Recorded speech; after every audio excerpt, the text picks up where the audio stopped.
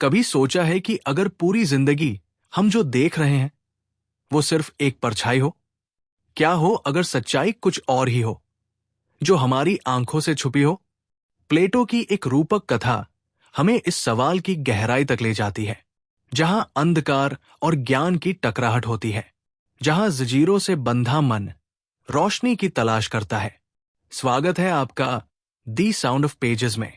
आज हम पढ़ेंगे और समझेंगे दी एलेगरी ऑफ द केव, एक रूपक जो आपकी सोच बदल सकता है। चलिए ज्ञान की उस गुफा में उतरते हैं।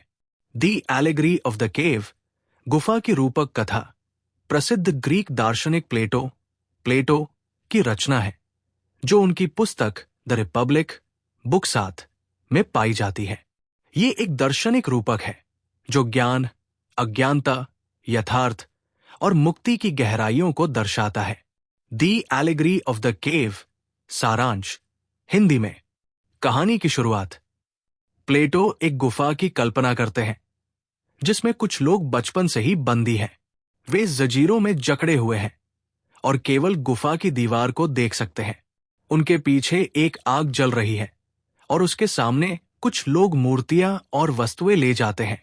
इन बंदियों को उन वस्तुओं की परछाइयां ही दिखती है और वे इन्हीं परछाइयों को वास्तविकता समझते हैं। गुफा से बाहर निकलना।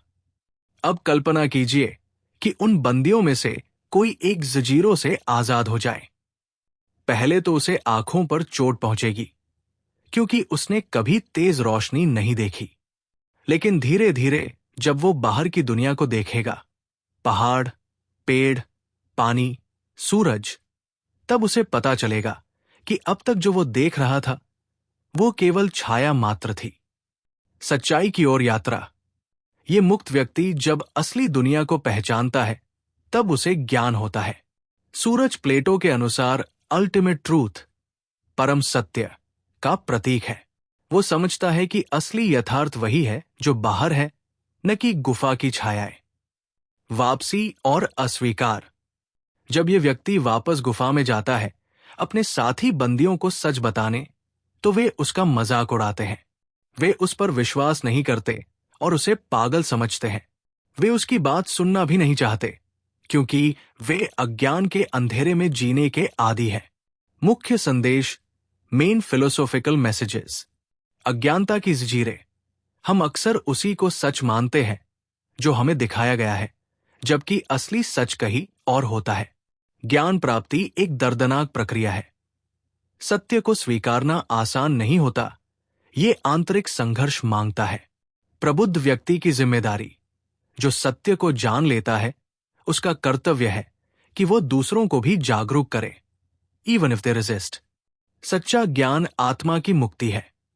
अज्ञान की गुफा से निकलना आत्मा की रोशनी की ओर यात्रा है। दी एलेगरी ऑफ द केव को समझने के लिए एक सरल उदाहरण।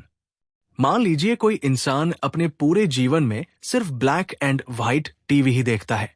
अगर उसे एक दिन 4 के कलर टीवी दिखाया जाए तो उसकी पहली प्रतिक्रिया होगी, ये नकली है, क्योंकि उसकी पूरी दुनिया मोनोक्रोम छवियों तक सीमित रही है। यही है गुफा के अंदर और बाहर की दुनिया का फर्क।